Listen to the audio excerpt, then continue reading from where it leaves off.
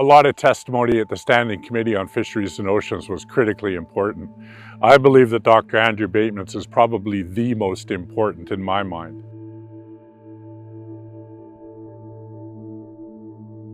He participated in 4 of the 9 Canadian Science Advisory Secretariat risk assessments of fish farms to wild salmon.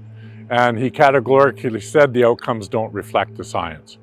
And one of the things that he pointed out very eloquently was the fact that all of these risk assessments didn't take into account the true state of salmon. And so by not having that at the outset, it certainly does skew the outcome. Justice Cohen's report was very clear. There's a myriad of impacts that are going to be threatening wild salmon.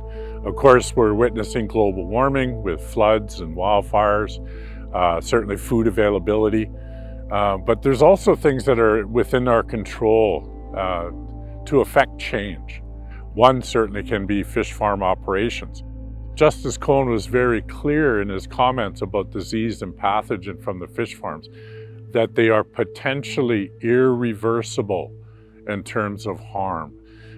They are located in key locations of wild salmon outmigration. And to be clear, this is when wild salmon are at their most vulnerable, because their scales are not fully developed and so on.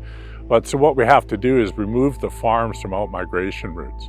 And by doing so, we remove the opportunity for sea lice to kill little salmon, for disease to wipe out runs, and to ensure that First Nations up as far as Prince George and north of there, Aboriginal rights are being protected and considered. We can't look the other way and think next year will be better, when we have the same consistent and persistent impacts being continued as we watch the downward spiral towards extinction of many salmon runs.